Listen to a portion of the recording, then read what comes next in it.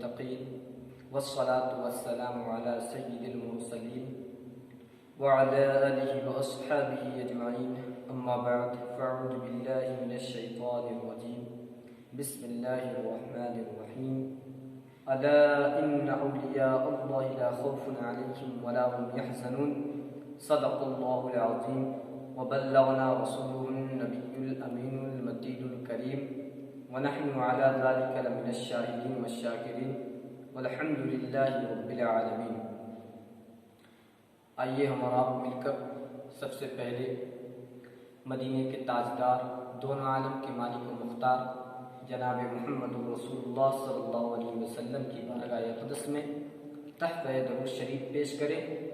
پڑھیے بابا سے بلند اللہم صلی علی سیدنا شفیعنا حبیبنا نبینا مولانا محمد وسلم صلاۃ و سلام علیک یا رسول اللہ صلی اللہ تعالی علیہ وسلم۔ جب سے آ گیا ہے نام محمد زبان پر، جب سے آ گیا ہے نام محمد زبان پر، رحمت برسنے لگی ہے میرے مکان پر۔ یہ سوچ کر میں پڑھتا ہوں رات دن درود کہ اس کا اثر پڑے گا میرے خاندان پر۔ اور کہنے والے نے کہا ہے واہ کیا مرتبہ غوث ہے بالا تیرا، واہ کیا مرتبہ غوث ہے بالا تیرا، اونچے اونچوں کے سروں سے قدم اعلیٰ تیرا، سر بھلا کیا کوئی جانے کہ ہے کیسا تیرا، اولیاء ملتے ہیں آنکھیں وہ ہے تلوا تیرا، کیا دبے جس پہ حمایت کا ہو پنجہ تیرا، شیر کو خطرے میں لاتا نہیں کتا تیرا، تو حسینی حسنی کیوں نہ محی الدین ہو، اے خضر مجمع بحرین ہے چشمہ تیرا۔ حضرات گرامی، ابھی میں نے جس آیت کریمہ کو پڑھنے کا شرف حاصل کیا، اللہ رب العزت ارشاد فرماتا ہے الا ان اولیاء اللہ لا خوف علیہم ولا هم یحزنون، کہ بے شک اللہ کے ولیوں کو نہ کوئی خوف ہے اور نہ کوئی غم ہے، اس لیے کہ جو خدا سے ڈرتا ہے اس کے دل میں کسی چیز کا خوف نہیں ہوتا، وہ بے خوف ہو جاتا ہے۔ حضرات، حضور غوث اعظم رضی اللہ عنہ ارشاد فرماتے ہیں میں پوری دنیا کو اس طرح دیکھتا ہوں جیسے ہاتھ کی ہتھیلی میں رائی کا دانہ۔ ماشاء اللہ، سبحان اللہ۔ غوث اعظم رضی اللہ عنہ پوری دنیا کو اس طرح دیکھتے ہیں جیسے ہاتھ کی ہتھیلی میں رائی کا دانہ کو دیکھا جا سکتا ہے۔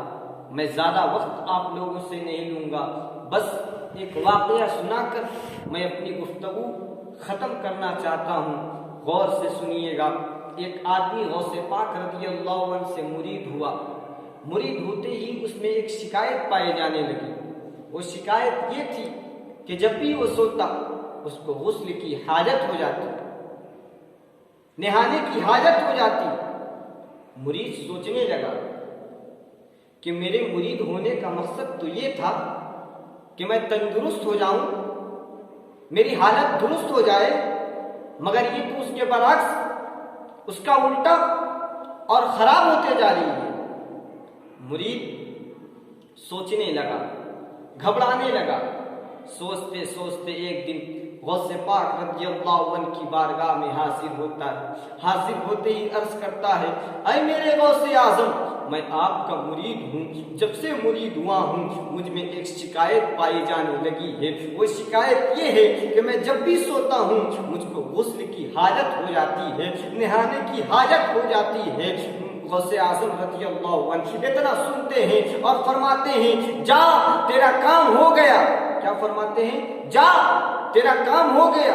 مرید عرض کرتا ہے اے میرے غوث اعظم، میرے دماغ میں یہ بات سمجھ میں نہیں آ رہی ہے کہ میرا کیا کام ہو گیا ہے، میرا کیا کام بن گیا ہے۔ غور سے سنیے گا، غوث پاک رضی اللہ عنہ فرماتے ہیں جب تم مجھ سے مرید ہوئے، مرید ہو کر واپس گھر گئے تو میں نے لوح محفوظ میں دیکھا کہ تیری تقدیر میں 70 بار زنا کرنے کا حکم لکھا ہوا ہے، 70 بار زنا کرنے کا گناہ لکھا ہوا ہے۔ میں نے اللہ رب العزت کی بارگاہ میں ہاتھ کو دراز کیا اور دعا مانگی اے میرے پاک پروردگار عالم، اب تو یہ میرے سلسلے میں داخل ہو گیا ہے، اب تو یہ میرے دامن کو تھام لیا ہے، اب تو یہ میرے دامن کو تھام لیا ہے۔ یا پروردگار تیرے محبوب کا واسطہ ہے، تجھے تیرے محبوب کا واسطہ ہے، یا پروردگار اس کو گناہوں سے بچا لے، اس کو گناہوں سے بچا لے۔ اتنا سننا تھا کہ پروردگار عالم نے تیرے 70 زنا کو 70 احتلام میں تبدیل کر دیا۔